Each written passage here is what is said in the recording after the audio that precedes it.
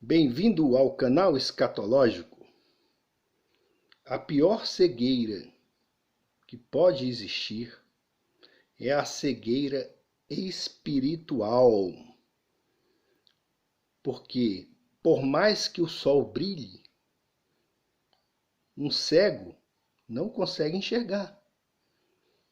E por mais que a luz de Cristo brilhe sobre o pecador, se ele é um cego espiritual, ele não vai conseguir enxergar. Porque os cegos espirituais, eles necessitam da capacitação de Deus para enxergar. Sem a capacitação de Deus, um pecador enxerga o Evangelho tanto quanto um cego consegue ver o sol. Então,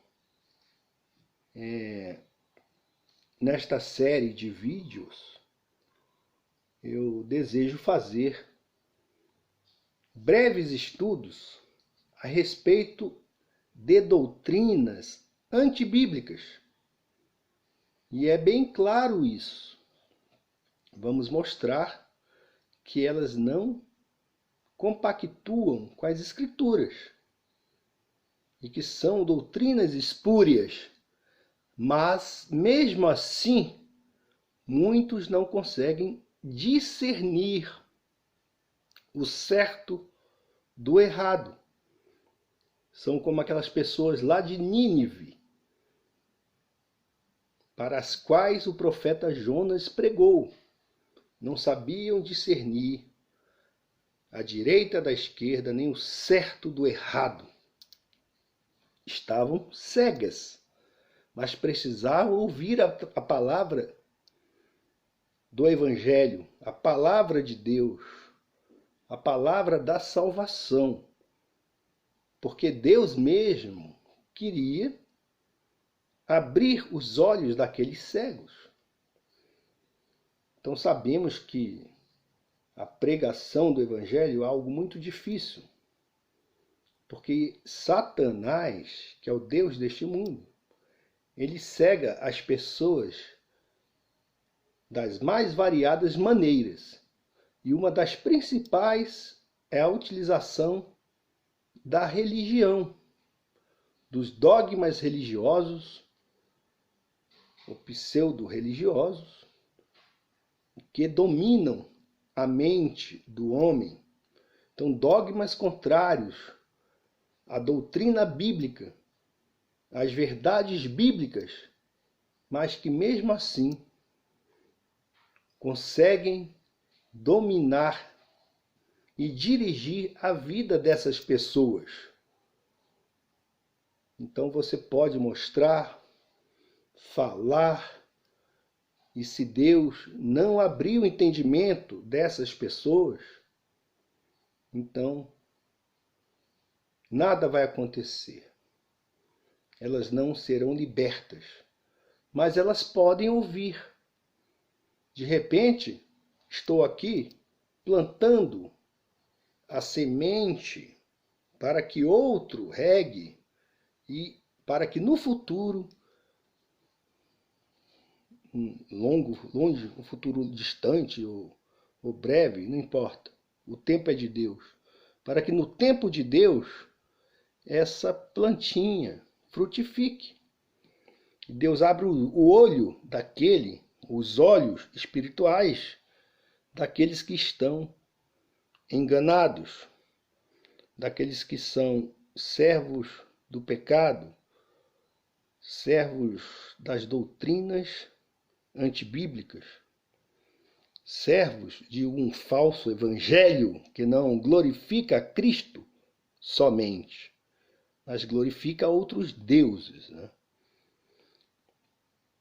Então Paulo escreveu: mas se ainda o nosso evangelho está encoberto, para os que se perdem está encoberto, nos quais o Deus deste século cegou os entendimentos dos incrédulos, para que não lhes resplandeça a luz do Evangelho da glória de Cristo, que é a imagem de Deus. Porque nós não pregamos a nós mesmos, mas a Cristo Jesus, o Senhor. Nós mesmos somos vossos servos, por amor de Jesus. Porque Deus que disse que das trevas resplandecesse a luz, é quem resplandeceu em nossos corações, para iluminação do conhecimento da glória de Deus na face de Jesus Cristo.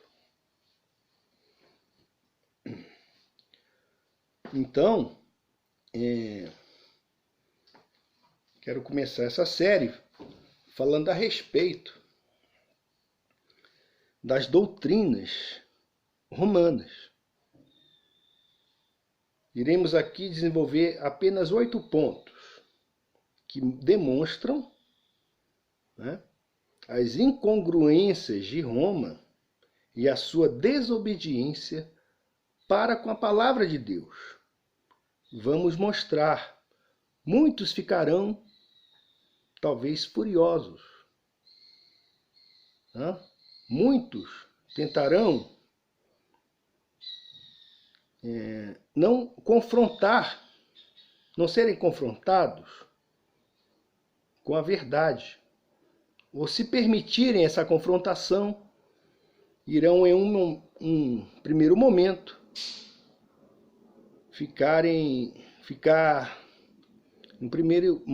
poderão ficar chateados por causa do próprio orgulho humano, né? Porque ninguém gosta de estar enganado.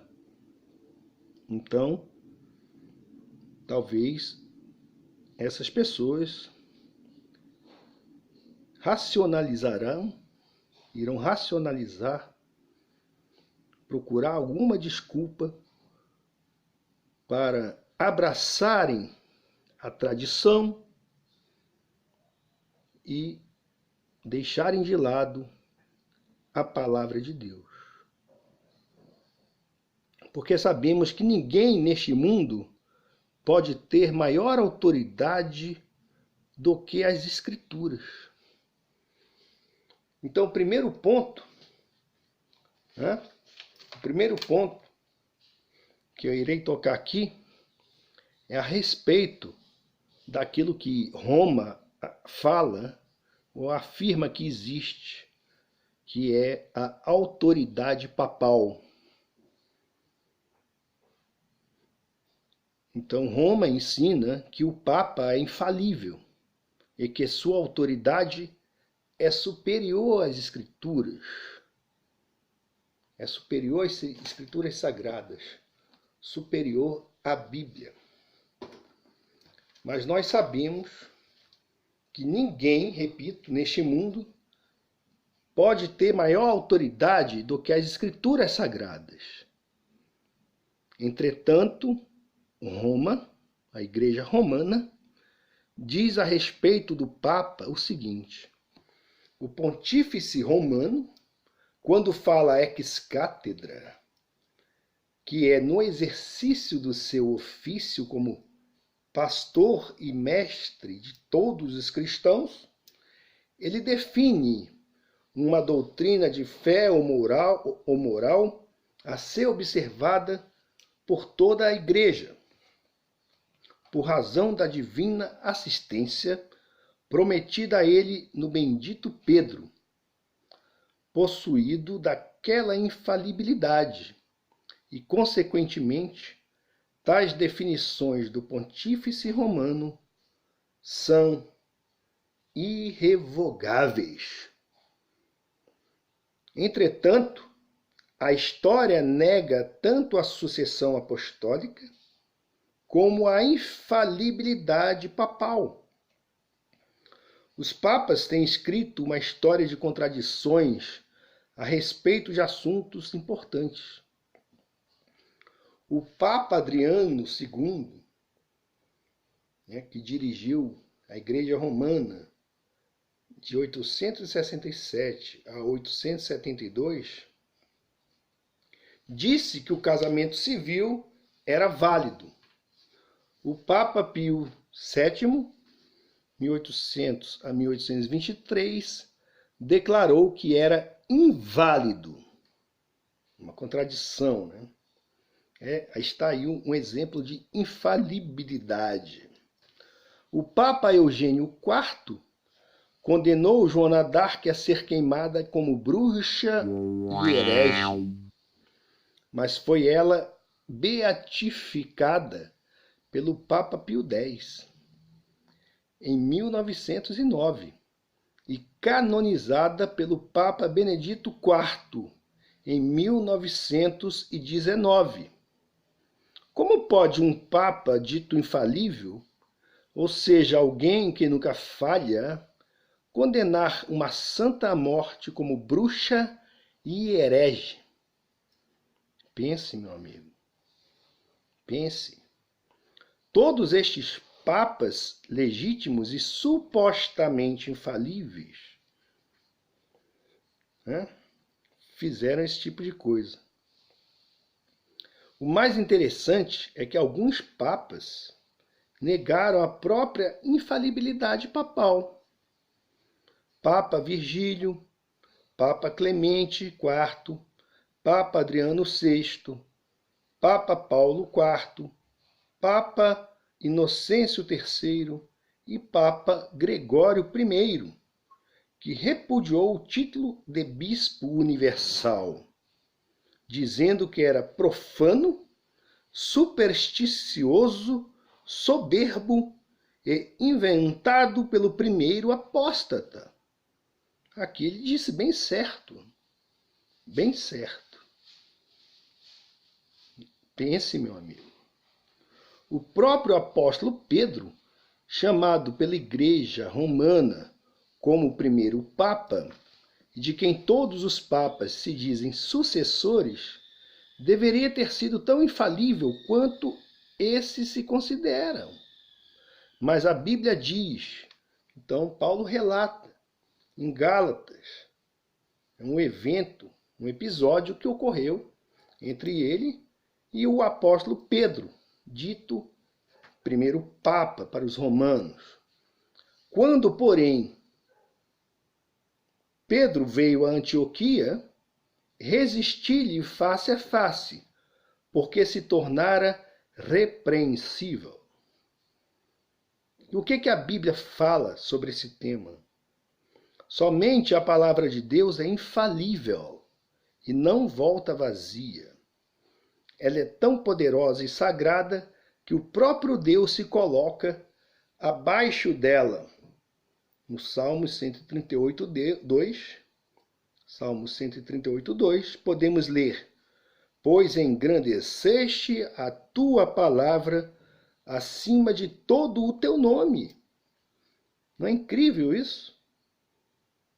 A palavra afirma que Deus engrandeceu a palavra dele acima de todo o nome dele, o teu nome. Né? Então é muito importante, né, darmos o valor devido à palavra de Deus.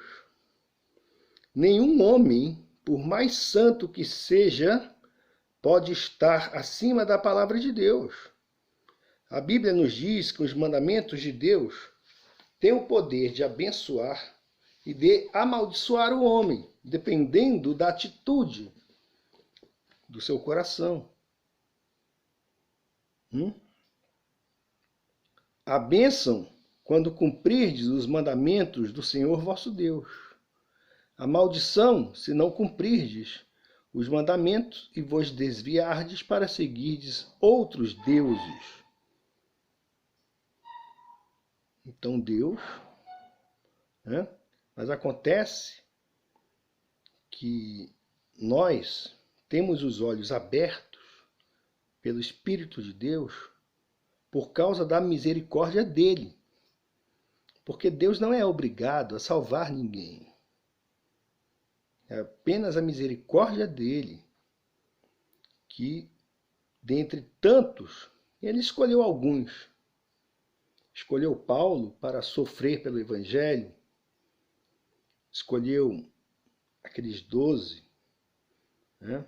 Um se desviou, porque já era filho da perdição, mas escolheu os seus apóstolos para levarem a palavra. E nenhum deles, aliás, apenas João, morreu de velho. O resto, todos eles, né, foi martirizado pela palavra, pelo testemunho do Evangelho. E eles colocavam a palavra de Deus acima da tradição dos homens. Jesus repreendeu os fariseus. Disse para eles que a tradição deles invalidava a palavra de Deus. Você vai seguir a tradição ou você vai seguir a palavra de Deus? E a palavra mesmo fala que Deus ordenou os mandamentos para que os cumpramos à risca. A palavra de Deus está acima da tradição humana. Mas você pode estar cego agora e não consegue ver isso.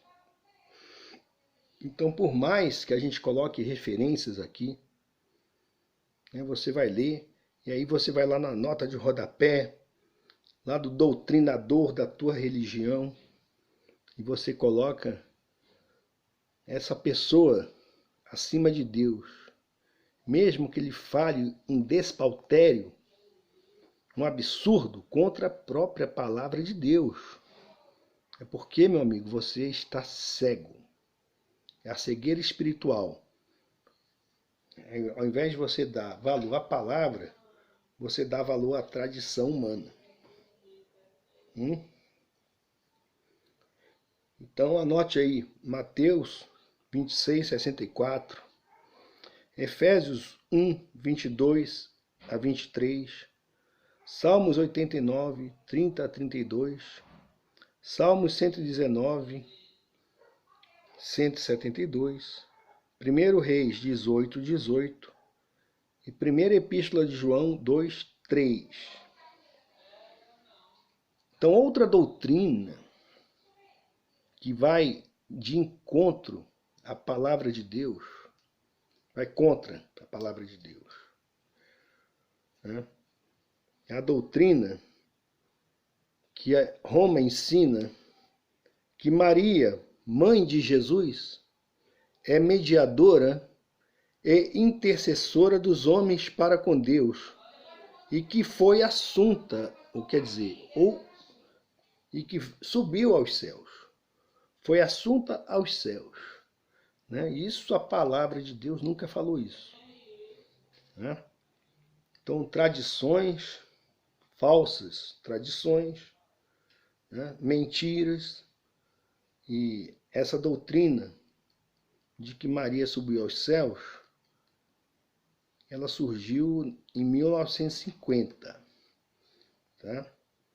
Então eles ficam aí mudando a palavra, acrescentando doutrinas.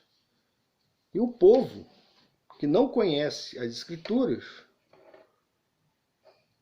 acha que isso está certo e fica cada dia mais cego. Porque Deus pode abrir o teu entendimento, meu irmão, apenas se você ler as Escrituras com humildade. Entendeu? Você não sabe nada. Deus revela as coisas nas Escrituras. Mas você vai ler, mas sem as notinhas de rodapé, tá? Sem as notinhas de rodapé. Lê as Escrituras. Leia o Novo Testamento. O Novo Testamento exalta apenas a Cristo. Também o Antigo Testamento, mas leia o Novo Testamento. Leia o livro de Hebreus, que fala da obra de Cristo. Foi Cristo que morreu por você, meu amigo. Ele ressuscitou. Então, o Novo Testamento Não fala da genealogia de Maria, não. Fala da genealogia de Cristo. Fala de Cristo como segundo Adão, né? O último Adão, né? O primeiro Adão trouxe o pecado, o último Adão, Cristo, trouxe a salvação, né? Então Cristo é glorificado do começo ao fim. Não há nenhum nome pelo qual devemos ser salvos, né? Não há nenhum outro nome, está escrito aqui. Na palavra está escrito. Então você tem que ler as Escrituras. Leia Hebreus. Leia Atos dos Apóstolos, entendeu? E você vai ver que Cristo, Ele é o único a ser glorificado. Não existe esse negócio de santos serem glorificados. A palavra santo significa separado. E no Novo Testamento, o santo é aquele que foi chamado a crer em Cristo. Aquele separado por Deus. Deus escolheu para crer no Evangelho. Todo aquele que crê é santo.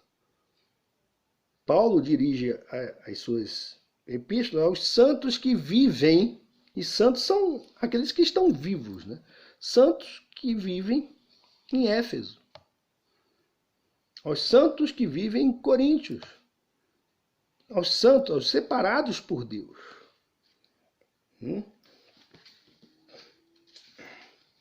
Alfonso de Liguori, escritor católico, disse que as orações dirigidas a Maria, vejam só que heresia, isso é uma blasfêmia. Mas alguém publicou isso.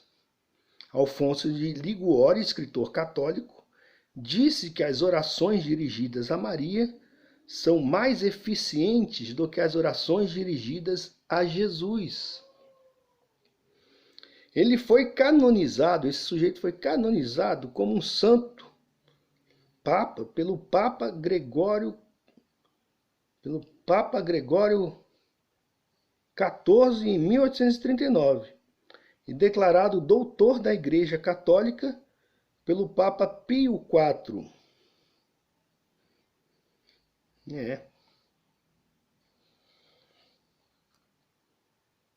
Então, aqui diz que ele foi canonizado como um santo pelo Papa Gregório XIV. Ele não foi canonizado como um santo papa, não, tá? Ele foi canonizado como um santo pelo Papa Gregório XIV em 1839 e declarado doutor da Igreja Católica pelo Papa Pio IV. Então você vai encontrar até a estátua desse sujeito lá em Roma, lá, ou na Itália, né? Você vai encontrar aí. Vai encontrar estátuas, né? Eles gostam de ídolos, né? Então tá aí. Então citamos aqui alguns textos de seu livro Glórias de Maria, vejam só, que vão contra a Bíblia Sagrada. Então o cara deixou escrito aí e registrado o seu desprezo pela Bíblia. É um cara que fala isso, que as orações dirigidas a Maria são mais eficazes e mais eficientes do que as orações dirigidas ao Filho de Deus. Um sujeito desse despreza a Bíblia, despreza a verdade de uma forma assim, né? Ele cospe na cara de Deus. Sujeito desse cospe na cara de Deus. Então citamos aqui alguns textos de seu livro Glórias de Maria, que vão contra a Bíblia Sagrada. Vejam só. Preparem os ouvidos, tá? Porque até ler isso aqui dá assim, embrulho no estômago. Os pecadores recebem perdão apenas através de Maria. É isso que a Bíblia fala? É isso que a Bíblia fala? O cara, ele nunca leu a Bíblia, né?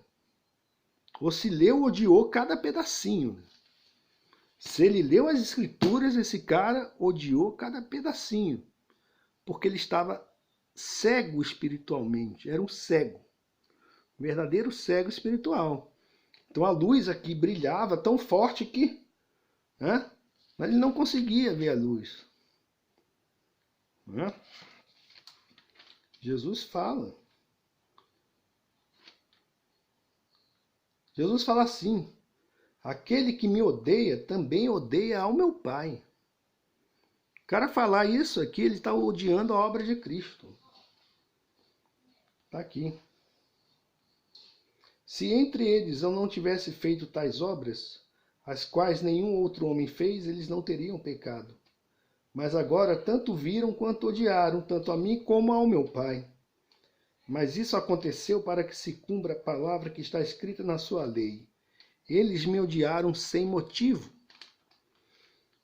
Mas quando vier o Consolador, que eu vos enviarei da parte do Pai, o Espírito da verdade que procede do Pai, ele dará testemunho de mim. Jesus está falando isso. E vós também dareis testemunho, porque estáis comigo desde o princípio. Então o Espírito Santo dá testemunho de Cristo. Não é de Maria, não. Está aqui, ó. E Jesus fala. Jesus fala bem claro. Fala que aquele que não crê no Filho, meu amigo, vai para o beleléu. Ele é o único que pode perdoar pecados.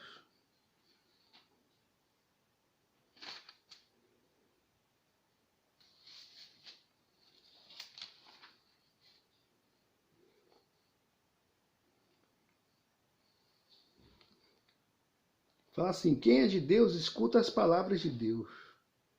Por isso vós não as escutais, porque não sois de Deus.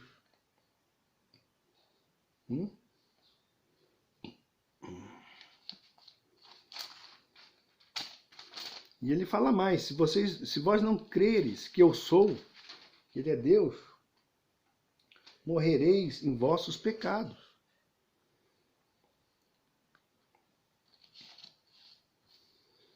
Se algum homem tem sede, deixai-o vir a mim e beber. Ele não falou assim: vai para minha mãe, não. Jesus nunca pregou Maria, não. Que absurdo isso aqui, né? O cara escreveu uma coisa dessa aqui, né? Os pecadores recebem perdão apenas através de Maria. Nós seremos ouvidos mais rapidamente, vejam só, se chamarmos o seu santo nome, do que se nós chamarmos pelo nome de Jesus, nosso Salvador. Não, ele não é teu Salvador, não, rapaz. Para de mentir. Olha só, vejam mais. Desejando redimir a humanidade, Deus colocou o preço de redenção nas mãos de Maria, para que ela possa dispensar isto conforme ela desejar. Quer dizer, Maria aqui ela é colocada acima do próprio Deus. Do próprio Deus. É muita cegueira espiritual. É muita cegueira. As escrituras não dizem isso. Se você é católico, meu amigo, se você acredita nisso aqui, muito cuidado, viu? Se você acredita no que esse cara escreveu, você está desonrando a palavra. Desonrando a própria obra de Cristo, que sofreu pelos nossos pecados. E não sofreu pouco não, viu? E ele continua. Olha aqui. O cara continua. E esse aqui ele foi canonizado. Roma canonizou esse ímpio aqui. A estátua que eu estou vendo dele aqui dá até medo. Parece mais um demônio. Então um cara desse é totalmente endemoniado para escrever um negócio desse aqui. Isto significa... Olha o cara escreveu, olha aqui. Isto significa que o sacrifício de Jesus na cruz não tem valor algum, pois o poder de redenção deixa de ser o seu sangue, conforme diz a palavra. Olha aqui, O cara anulando a palavra de Deus. Pois o poder de redenção deixa de ser o seu sangue, conforme diz a palavra, para ser distribuído por Maria, segundo o seu desejo. Em 1803, a Congregação de Rito declarou: em todas as escrituras de Alfonso de Liguori, não há uma só palavra onde se possa justamente encontrar uma falta. Bom, comparando com o que, né? Que não pode ser encontrada uma falta. Comparando com o quê? Com a doutrina espúria de Roma ou com a palavra de Deus? Compare isso aqui com as palavras de Deus, meu amigo. Para você ver se esse sujeito aqui está ou não em falta. Né? Então a palavra de Deus é que vai julgar o que esse cara falou. Né? Aí você, né, peça a Deus luz. A luz de Cristo sobre você. Se você está acreditando nisso aqui. Tá? Que Deus tenha misericórdia da sua alma. Se você acredita nisso aqui. Considerando os ensinamentos corretos por parte da Igreja Católica. Ensinamentos corretos? Tradições humanas que vão contra a palavra expressa de Deus? Está aqui na Escritura, gente. Em 1951, o Papa Pio XII, foi em 51, né? Eu falei 50. O Papa Pio XII declarou que o corpo de Maria não viu corrupção. Vejam só, que absurdo. Mas foi tomado para os céus, e que ela ascendeu corporalmente, sendo coroada Rainha dos Céus. E segundo o Catecismo Católico, durante toda a vida terrestre, Maria não cometeu nenhuma espécie de pecado. Bom, isso aí vai totalmente contra a oração da própria Maria, né? Vamos ver lá em Lucas. Não, tem maluco para escrever todo tipo de bobagem, né? E mais gente maluca ainda e cega para acreditar nisso. Tá aqui. Vamos ver lá a oração de Maria?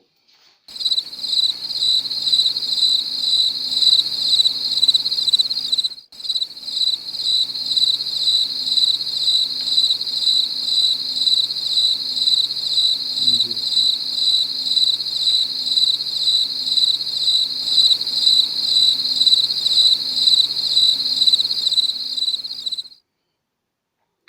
E o anjo lhe disse: não temas, Maria, porque tu achaste graça diante de Deus.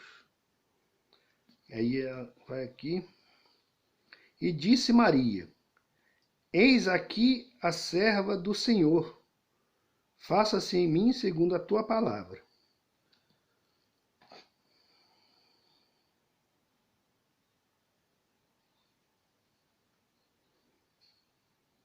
E Maria disse: a minha alma engrandece ao Senhor. Isso aqui é fala de Maria, tá? A minha alma engrandece ao Senhor, e o meu espírito regozijou-se em Deus, meu Salvador. Quem é que precisa de Salvador? Maria reconheceu Deus como Salvador. Quem precisa de Salvador? É aquele que tem pecado. Deus salva o pecador. Então ela mesma sabia que ela era pecadora, certo?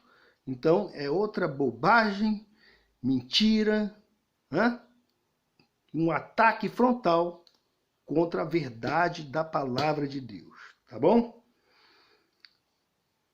Bom, o que diz a Bíblia, né? A palavra de Deus diz que aquele que não conheceu o pecado foi Cristo. Vamos relembrar aí. 2 Coríntios 5:21. E diz ainda: todos pecaram e destituídos estão da glória de Deus. Maria pecou, o Papa peca, tá? É um homem como outro qualquer, tá? Você peca quando crê nessas mentiras, você peca. né? Eu peco, né? Eu peco. Todos nós pecamos. O único que nasceu sem pecado foi Cristo, né?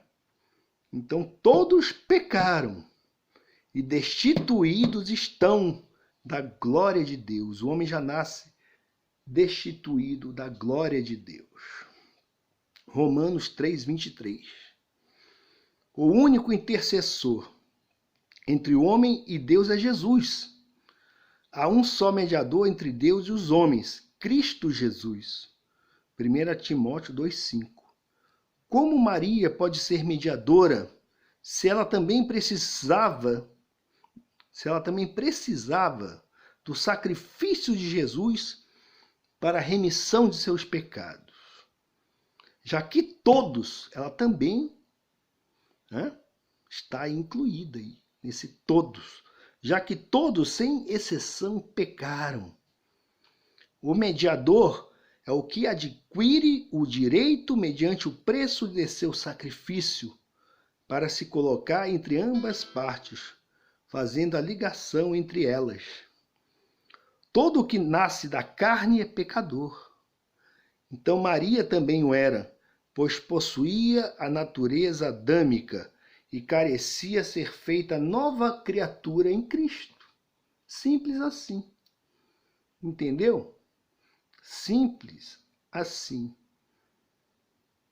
Não tem nada de complicado o que essa doutrina romana ensina, né?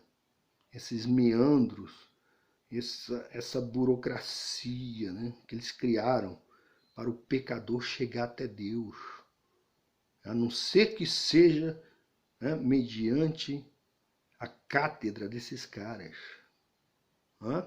Se você crê nisso, você é um cego espiritual e precisa de arrependimento. Você tem que se arrepender de entregar a tua vida espiritual na mão desses mentirosos. Que o cara que fala um negócio desse aqui, que o sangue de Jesus não serve para nada. Gente, o que é isso? É para chorar, mas a gente tenta rir, né? Ela própria, Maria, em sua oração, como eu disse, admitiu esta condição e a necessidade de ser salva, dizendo: meu espírito se alegra em Deus, meu Salvador. Você pode ler lá em Lucas 1,47.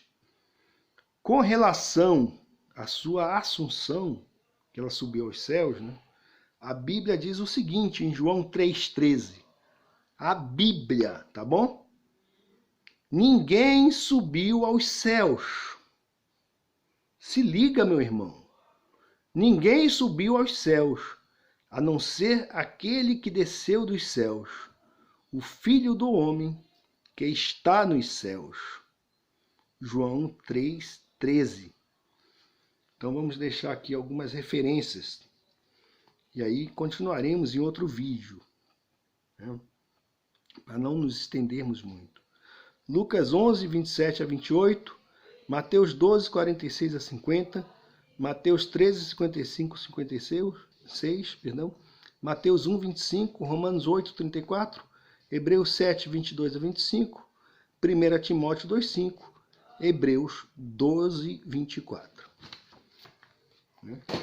Leia as Escrituras, meu amigo.